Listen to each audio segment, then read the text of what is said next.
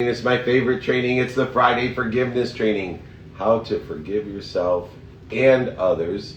And we have to realize that we cannot forgive others without forgiving ourselves, because we can't give what we don't have.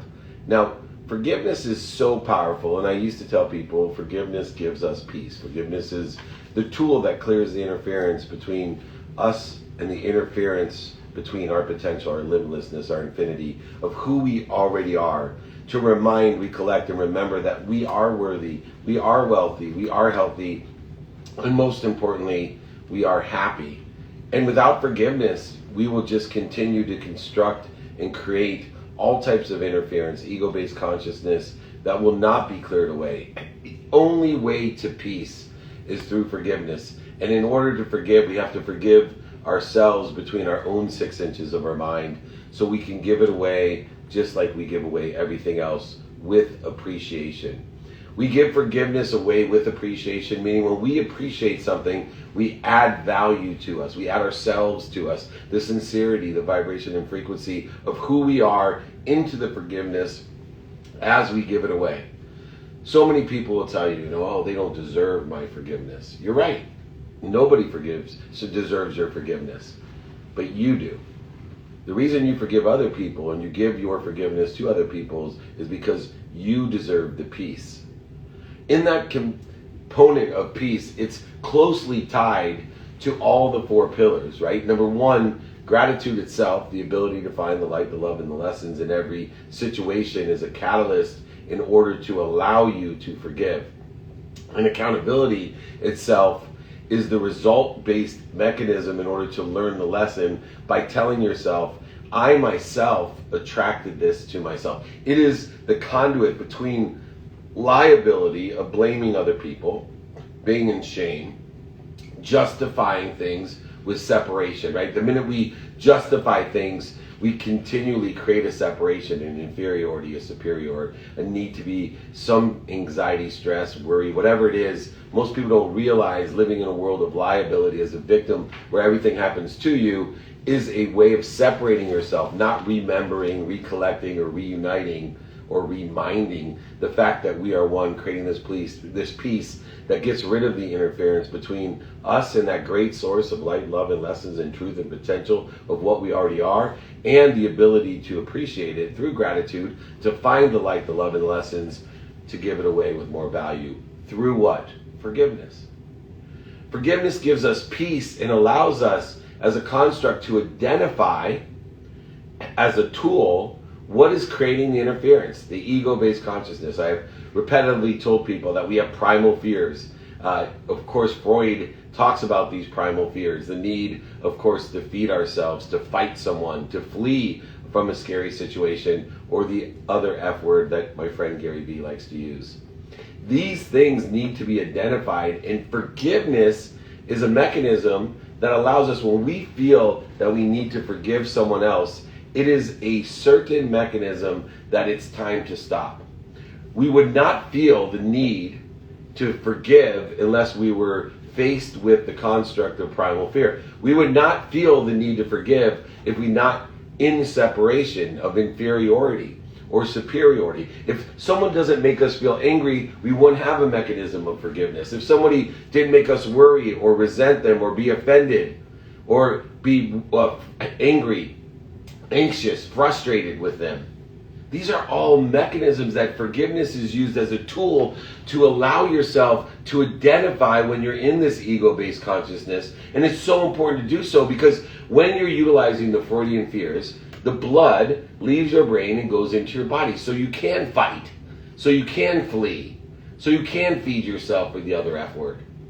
But the problem is, in order to move towards the trajectory of what you want, by knowing your what, your who, your how, your now, and applying your why, by doing so, you need to use fear to identify what it is that's putting you in the wrong trajectory, that's creating more voids, shortages, and obstacles by pushing you off in the wrong trajectory. You see, if you know your what, your who, your how, and your now, and apply your why, you are now taking your intention and moving it synergistically, right there, aligned with what you want.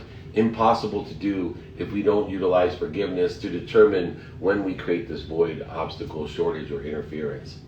Forgiveness is the most powerful tool because it creates peace, and that's truly what happiness is. When we are at peace, we are happiness. When we are at peace, we are one with everything that we're connected to, with the most powerful source of light, love, and lessons, and everything else.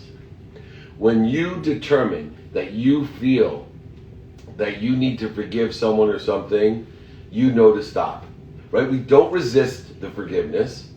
We don't try to accelerate through it and fight it. We don't try to move around it, over it, under it, lie to it, cheat it, manipulate it. Simply stop.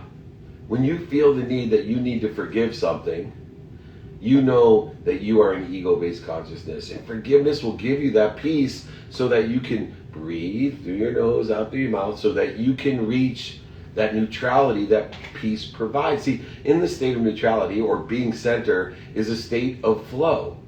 You are allowing the greatest source of power to run through you with appreciation for everything that you want, like a beacon calling out to the universe for exactly what you want, increasing the statistical success and efficiencies of an exact universe that we live in, a mathematical universe, for things to come to us more rapidly and accurately, without resistance, without obstacles, without fear, anxiety, worry, anxious, whatever, anger, worrying. Worrying to me, every time I say the word, I say, why do people wish for what they don't want? That's all worrying is. Worrying is an indicator that we need to forgive ourselves. So how do we do it? How do we forgive ourselves so we can forgive others? How can we have this peace, neutrality, this center, so that we can be synergistic, supplementary, aligned with what we want in a constructive way, not a destructive way? Well, we need to utilize the practices that we have of the what, the who, the how, the now, and applying the why. If anybody wants those practices, that template, or my book, david@dmeltzer.com. Just reach out to me anytime, before, after. Also, I failed to mention, although it's filling up already, Q&A. We're going to do a Q&A after every training here. We do about 30 minutes of training, 30 minutes of Q&A. So put your questions in the Q&A section if you want. So how do we utilize forgiveness? Well, in a conscious level, forgiveness is a way of canceling negative thoughts. It's a way of canceling the ego-based emotion or consciousness. So, number one, when we feel a need to forgive, we identify the fact that we're in the primal fear state, that we have been triggered in some mechanism of a person, a snapshot, an idea, something negative. And we all know when we have a negative idea, we cancel it. Well, one of the mechanisms of canceling is forgiveness. And the mantra of conscious canceling is, I forgive myself. I forgive myself. Now, I coach a lot of people. Obviously everything I have is available for free. Search.dmeltzer.com. All my podcasts, the playbook, the TV shows, Elevator Pitch, and 2-Minute Drill, and now Office Hours. Everything's for free. But I do have a group where I can give once a week one-on-one attention to people, or even one-on-one. And a lot of times people have troubles in relationships, not because of what someone else has done, but because they have misused their trust. They are ashamed of themselves for some activity that they participated in, which breached the trust of someone that's intimate to them, or created a separation of disappointment, of inferiority in the situation. I had one of my clients that did not treat his spouse in the correct way, and when she found out, she kicked him out of his house. And he was married for 20 years, 4 children, kicked him out of the house. And he was distraught, and he was begging her to come back. Please, please come back. Forgive me, please. I need your forgiveness. And I told him, before you can ask for forgiveness, you need to give it. You need to give it to yourself. The energy itself creates resistance, voids, and obstacles. When you ask somebody for forgiveness, it creates resistance, voids, and shortages. You need to come just like love, and love yourself, others will love you. Forgive yourself, others will forgive you. And so I told him, every time that you have those thoughts of the primal fears that you have, all the times that you identify this trigger because of the shame that you have, through accountability, gratitude, and of course forgiveness, simply tell yourself, I forgive myself. Wake up in the morning with the mantra after you pray for 10 people that you can help every day, after you pray for at least 10 people that can help you, after you pray for the thankfulness of what you have, tell yourself, I forgive myself for blank, blank, and blank. If you are living your life in the enjoyment of the consistent, persistent, right? Everyday consistent, persistent, without quit pursuit of your potential, then you should be forgiving yourself every morning, because it means you've made a ton of mistakes. If you have anything to forgive yourself in the morning for, then you're not trying. You're dying. You need to expand and grow and accelerate. You need to make mistakes, and we're all going to make them. And I'm okay understanding that I forgive myself. And if you tell yourself, it will then program your subconscious as negative thoughts that exist there as you clear the negativity out of the 40,000 of the same thoughts that you have, that you may be less than or not worthy of, or whatever other interference or story that you've been telling yourself since childhood or genetically, inherently put within the quantum being that you are. Simply program forgiveness into your conscious and subconscious so that you can activate forgiveness as a beacon within the construct of your DNA, as a construct of your quantum being. You are a forgiving person, a peaceful person. When I lost everything, I had a neighbor who was a close friend, and I trusted him, but I didn't vet him. In fact, my wife asked me to vet him. She said, why would he do this business deal with you? Why are you so special? You should vet this. I'm like, no, I trust him. And I can't tell you how many people in my life that I blamed, and I wanted, they wanted my forgiveness, but I blamed them for what happened because I didn't vet them. I'm accountable for what I attracted into my life and what I'm supposed to learn from it. And if I vetted them, I could have learned the lesson without experiencing the pain. Right? If trust and vet is a mechanism to save yourself from having to forgive yourself in the morning when you wake up, after you tell yourself, I pray for at least 10 people I can help. I pray for at least 10 people that can help me. And more importantly, I forgive myself for this, and this, because I'm accountable. And I'm accountable. I've attracted this to my life and the lessons that I'm supposed to learn from it. And so moving forward from there, we can now give forgiveness. So I had a neighbor I did a business transaction with. I did not vet the business transaction correctly. I was accountable for attracting it into my life. And it was a catalyst to a whole bunch of other decisions that led to me losing over $100 million and going bankrupt. Well, as I processed these lessons and learned forgiveness and learned to forgive myself, I had to talk myself into it through this practice, these mantras of I forgive myself. It took me 9 years until sincerely, I could feel forgiveness in my heart for the situation that had happened. There was a bunch of attacks and judgments and separations and anxieties and fears and all types of things that occurred from our party and their party and lawsuits and neighbors and all types of things that I have forgiven myself for. And after years, I used to tell people all the time, I am so grateful for this happening. I'm so grateful and thankful. I forgive him for this happening, but I'm more than that. I'm grateful for it. And then I go home and go to bed and dream about pulling out his fingernails and putting Tabasco in there. And I just didn't quantumly forgive him. But it took me 9 years until I met him. We both were at the same tailgate. And I walked up to him. He actually flinched when I walked up to him, thinking that I was going to hit him. Instead, I put out my hand with forgiveness in my heart. I had forgiven myself. And he reached out and shook my hand. I shook his and said, thank you. Thank you. I would not be where I am today but for you. And I forgive myself. Bless you. And I walked away. I was able to not only forgive myself, but give that same forgiveness to him quantumly. And I mean it today. And it took me 9 years Forgiveness is a practice. Gratitude is a practice. Accountability is a practice. Knowing your what, knowing your who, knowing your how, applying your why with now, all is a practice.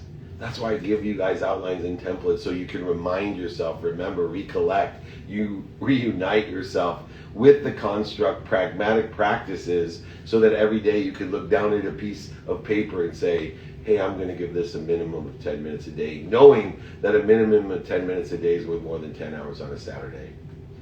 Forgiveness will give you peace in everything that you do. It is a practice because in the end, love and forgiveness are so closely tied. Centrality and neutrality of being in the flow, of being able to connect to and through this great source of love, light, and lessons that exists, and be able to appreciate it through gratitude, accountability, to be inspired in spirit and give it away is critical to your expansion, growth, and acceleration of who you want to be. In other words, in the enjoyment of the consistent, persistent pursuit of your potential of what you want, who can help you and who you can help, how you're going to get there, how to prioritize what you should be doing now, and applying your why, applying the passion, the purpose, and achieving the profitability, the wealth, the abundance, the limitlessness that's already there, that you can use forgiveness to clear the interference between you and that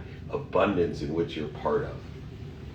The other thing that forgiveness gives you, which took me years to understand, it gives you certainty.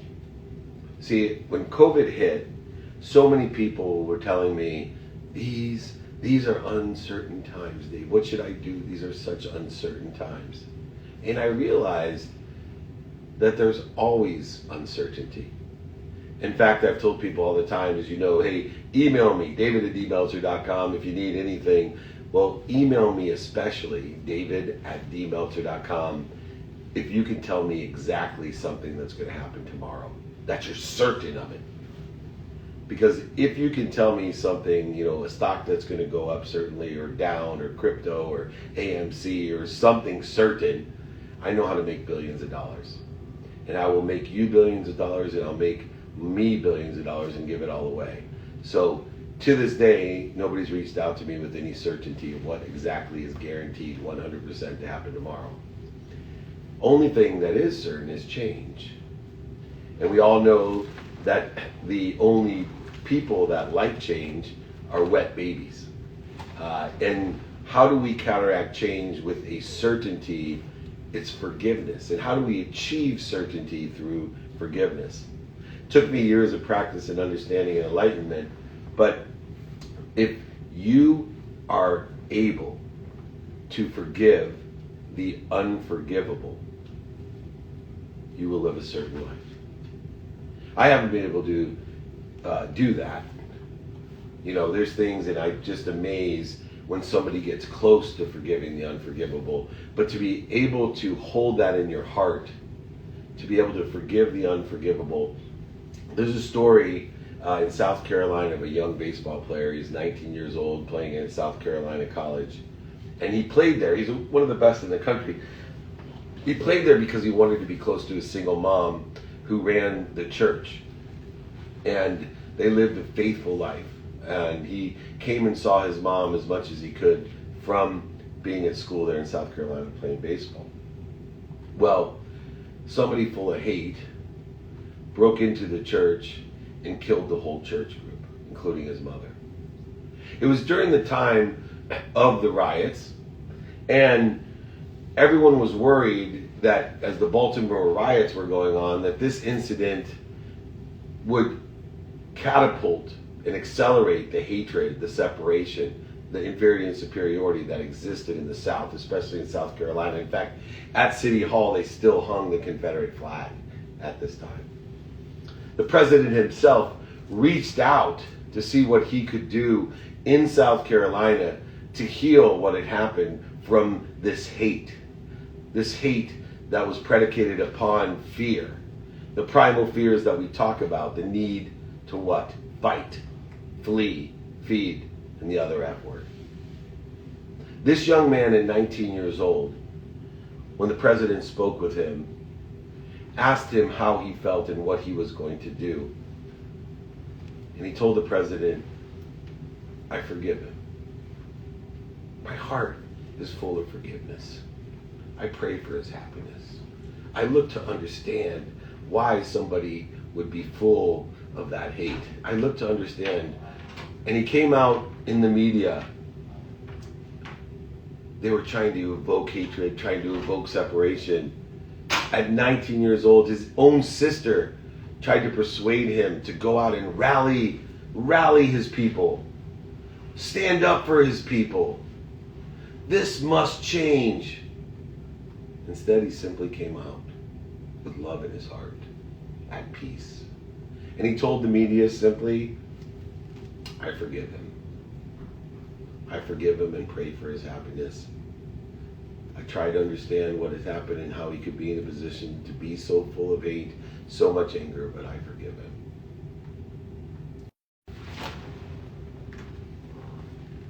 Created a chain reaction of like kind. So instead of outburst and protest and everything, the community came together in peace. And peacefully, the mayor of that town had an instant referendum to take down the flag with no protest and no objection. Peace is certainty. Those who have touched, like this young man, this young baseball player in South Carolina, those who have touched the certainty of being able to forgive the unforgivable, the truth vibrates the fastest. It will elevate others to reach the same frequency or vibration. The invulnerability of vulnerability, the invulnerability of forgiveness will create certainty amongst not only you and everybody else, but certainty of faith, of the other currency, of faith that everything and everyone around you is united, remembered, recollected, and reunited. Faith itself is tied to forgiveness in this way because certainty, not only peace, but certainty comes within the context of being able to forgive ourselves. Forgiveness itself is something to be grateful for. To understand that it's a tool, a mechanism to clear the interference, to find the light, the love, and the lessons.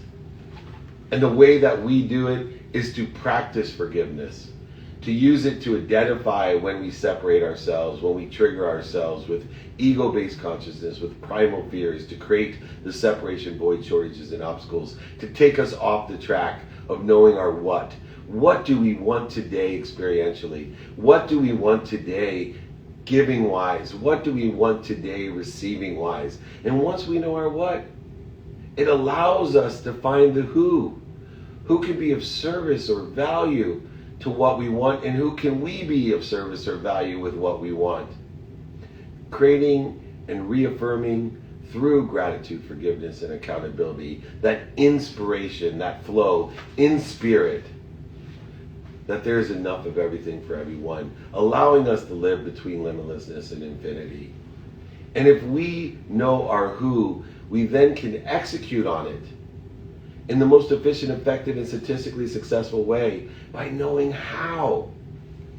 Studying with the mathematical equation of luck and love, what we pay attention to through gratitude, forgiveness, and accountability, what we put our intention through gratitude, forgiveness, and accountability will equal these gracious coincidences in our lives, the abundance in our lives, the mathematical equation created through the lenses of productivity, of adding value, accessibility, of being accessible and connected through and to everyone, and accessing what we want, connected to the abundance of everything for everyone. And of course, the lens of gratitude, that powerful tool that allows us to learn to love. Gratitude is a tool that allows us to learn to forgive and allows us to live with certainty and peace through those things.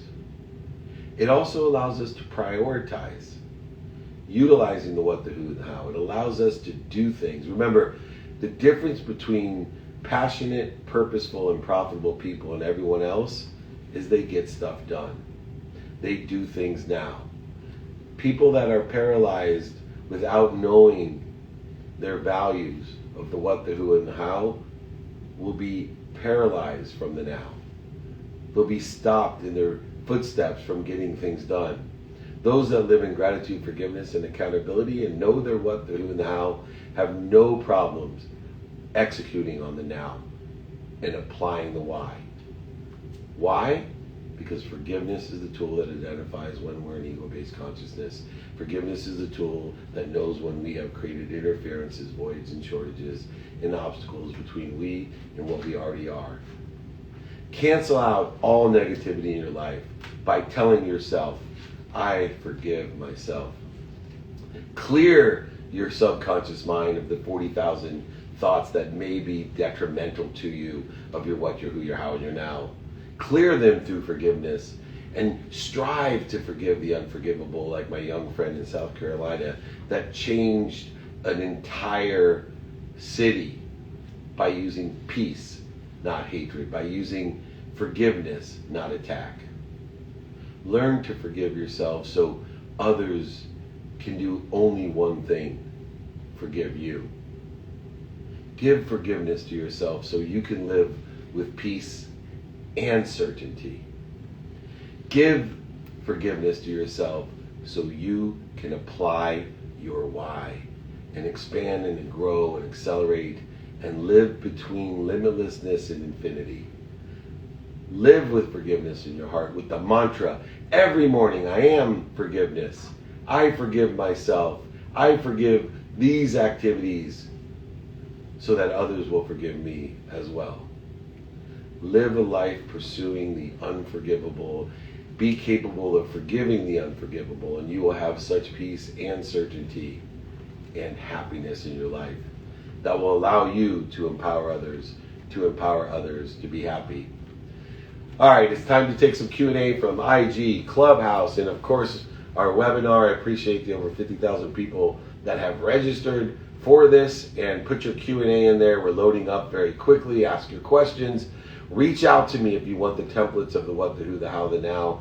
If you'd like my book, my ebook, my audio book, or me to sign a copy of the book and send it to you, I'll pay for everything. Don't worry.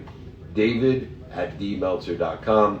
David@dmeltzer.com. Thank you so much.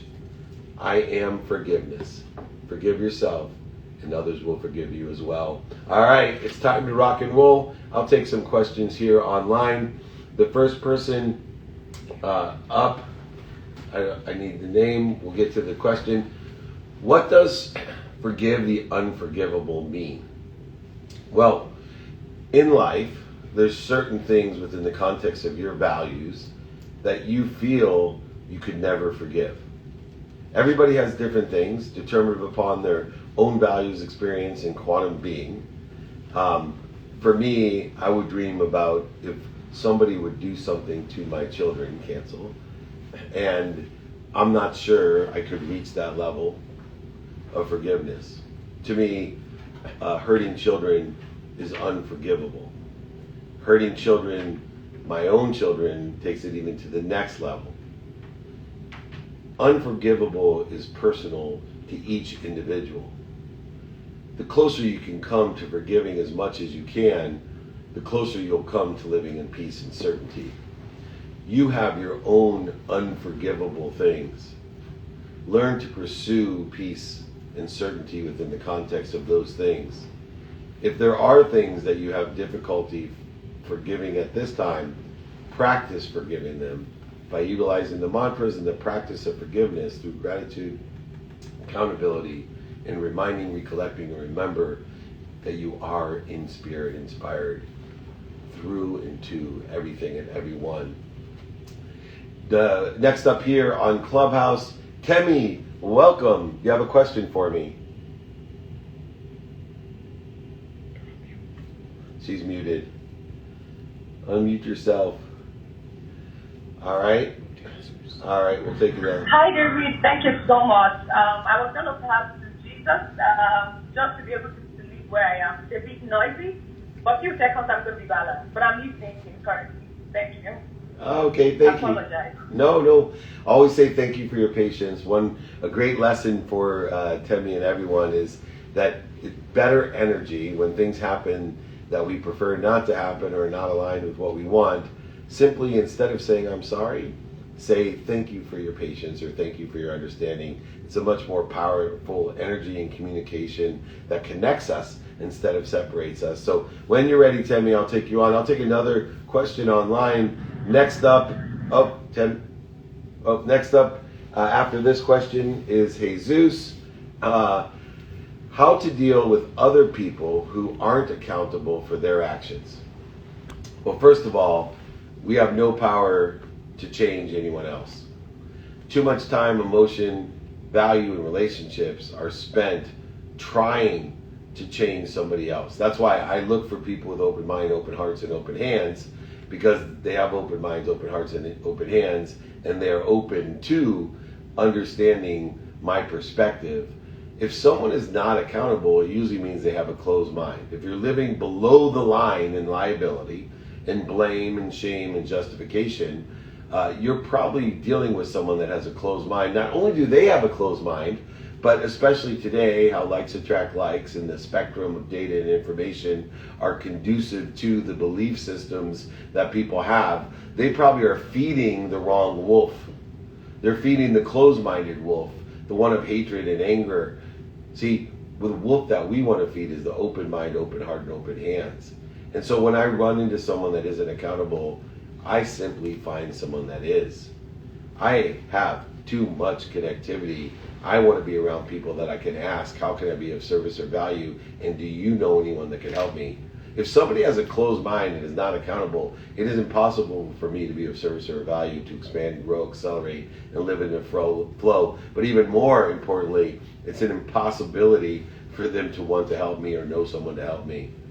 And if most people are connected to at least 1,000 people, I'm diminishing my capacity of abundance by the thousands when we cannot create that type of abundance in what we do by surrounding ourselves with people that are in blame, shame, justification, separation.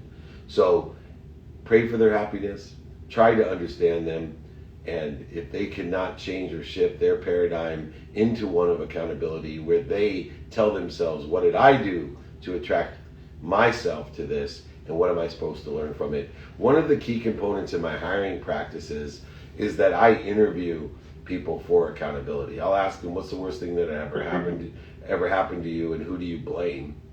And if they go on and on about who they blame and what had happened and how they justify it as I ask them more questions, I know that they don't have an open mind, open heart, and open hands, and they're not going to be a good fit for our culture here at our business, or would they be someone that I want to do business or have a personal relationship to and through.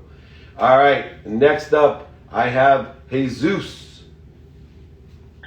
Hey Dave, thank you so much for bringing me on. My question is about guilt and obviously forgiving yourself. My question was, is guilt still a sign of you not forgiving yourself, or is it just something that's kind of interfering with your connection to something better? Great example, Jesus. So thank you. So guilt falls into the same energy, the same frequency as the need to be right, the need to be offended, the need to be anxious, frustrated, angry, worried, separate, inferior, superior, resentful.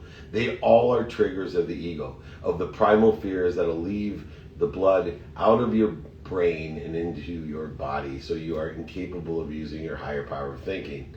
Guilt itself is a trigger of the primal fears, the Freudian fears that create separation, interference, void, shortages, and obstacles. Guilt itself can be identified because when we feel guilty, we would have a feeling that we should forgive somebody or ourselves for what has occurred to make us feel guilty. And so when we have a feeling that we need to forgive, we know that the thing that is creating that feeling is a trigger of the ego. Therefore, we have to start the practice consciously of forgiving ourselves, subconsciously of allowing it to clear our mind through peace and certainty in order to effectuate our quantum being of the story that we've been telling ourselves, or the separation or interference that we're creating for ourselves to and through that great powerful source light of love and lessons and everybody else. So guilt falls within the same swimming pool as all of the other separate triggers that do not allow us to accelerate, grow, and learn, that only creates interferences, voids, and shortages, and obstacles. Thank you. All right, let me take another question online. Next up, Keaton. Be ready. I will take this next question. What are the bracelets that you're wearing? These are the bracelets that I wear. First of all, the one bracelet is blessed by Dr. and Master Shah, who's also created calligraphies that I trace. The bracelets themselves carry messages and energies and frequencies that I believe to change and carry who I am in a frequency manner, and the downloads that I take and use through tracing calligraphies every day. And the other bracelet is a gift from my wife as a reminder, recollection of the closest relationship, physical relationship that I have in the world with that bracelet. Why is that important? Because there's so many bracelets in the world. What does that mean? Calligraphies are my bracelets. Bracelets are my bracelets. I actually wore the same pair of socks. I know my mom's going to cringe. I wore the same pair of socks for 3 straight years when I started working out of law school because I thought they were my lucky socks, and I was closing deals every single day, and I thought it was the socks, and I wore them down and through. They were crispy socks. By that time, I started believing in myself that it wasn't the socks that it actually was capable of selling. But here's what I'm trying to tell you. There's so many bracelets in the world, and the reason there is that there's only 2 questions to ask about whatever your bracelets are. Is it a bat, a hat, socks? Is it a lucky stone? Is it a bracelet or a necklace or calligraphies? 2 questions you need to ask about your bracelets. Number 1, can it do any harm to me? Right, in the Aztec culture in Mexico City, the Aztecs, in order to reach higher enlightenment, you had to cut off your head. There seems to be great risk in the fact that if I did that and they were wrong, I wasn't willing to do that. There seems to be far less risk in wearing bracelets. There's actually far less risk in wearing bracelets than there was wearing the same socks for 3 straight years. I am surprised I didn't have worse athlete's foot than I probably did, but I didn't wash them as much as I could. But ask yourself, what is the risk of this belief? What is the risk of this frequency or reminder or recollection or remembrance? Because that's what Lucky Charms are. That's what, baseball players especially, with their different systematic things, like Jabu himself with the dead chicken in Major League, if anybody remembers that movie. The second question is even more important though.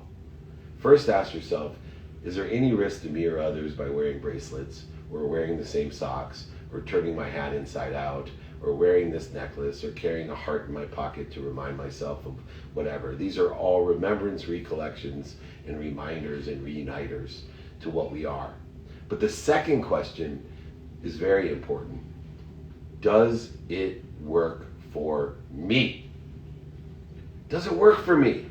So if wearing bracelets changes my frequency, elevates me to a higher frequency, to raise my awareness so that I can help others, empower others to empower others, that I can create abundance and joy because I wear bracelets and there's no risk to me or anyone else, then why shouldn't I wear the bracelets? Because I don't have FOPO anymore, fear of other people's opinion. I have JOPO. See, every time someone tells me those bracelets are ugly, stupid, they don't work, I think to myself, I am so lucky. Because they work for me. And my reality's surpassing that person's imagination.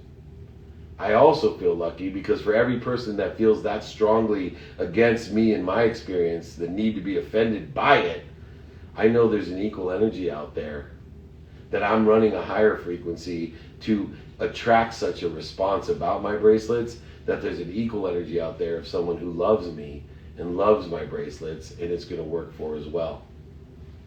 If nobody cared, that's where I fear. JOMO, the joy of missing out. FOPO, the JOPO, the joy of other people's opinion.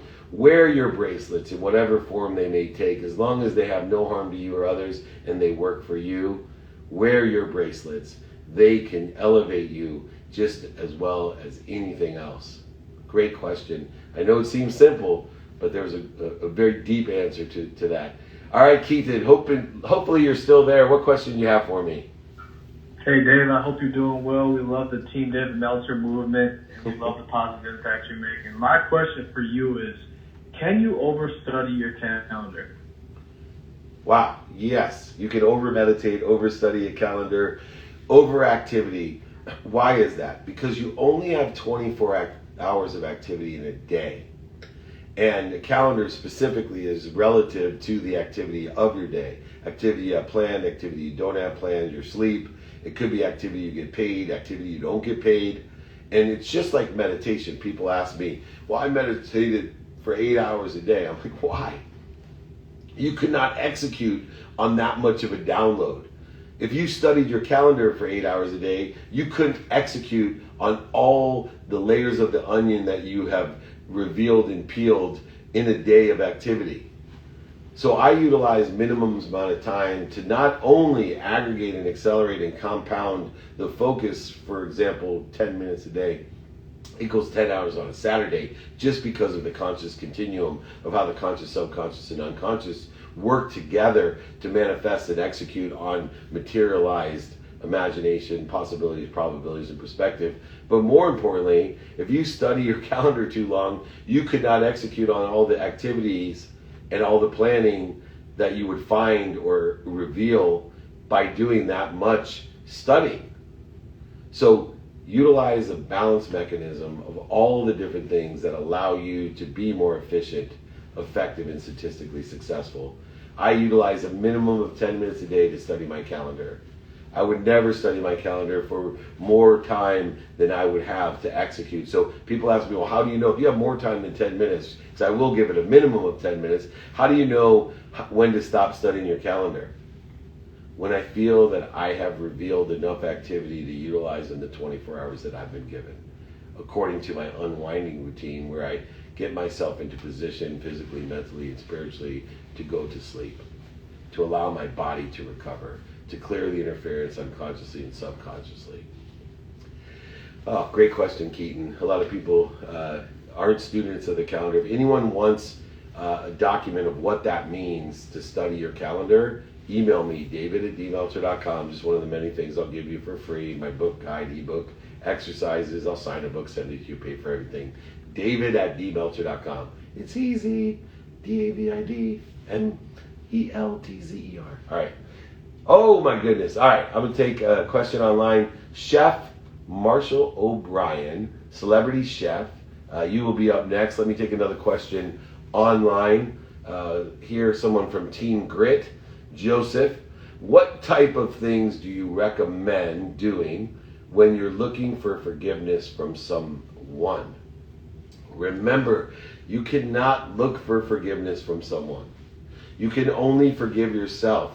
When you truly forgive yourself, other people will forgive you. When you love yourself, other people will love you. When you search for love, you will not get it. When you search for forgiveness, you create resistance, voids, and obstacles. Does everybody remember when they were young and that kid wants to be your friend and he's searching and seeking and searching for your friendship, and it annoys you and you want to separate yourself? Who are you attracted to? The confidence kids. The kids that don't want to be your friends. The kids that believe in themselves, that love themselves, like themselves, and forgive themselves. Joseph, my friend, only one thing you need to do if you're looking for forgiveness is forgive yourself. You then can give that away, but you also will attract those who will forgive you. People will forgive you when you hold that certainty and peace in your heart. You will attract certainty and peace of others. They can't help it. Remember my friend I told you about who got kicked out of his house and his wife wanted a divorce? That's the advice I gave him. I said, my friend, all you got to do is forgive yourself. Keep forgiving yourself. Stop calling her and asking for forgiveness. Stop chasing something you can't give, you can't have, that you don't have yourself. You can't give what you don't have. So he started the mantras, the conscious mantras, clearing the subconscious of any interference of that forgiveness, of certainty and peace, and sending a frequency to his quantum being of forgiveness.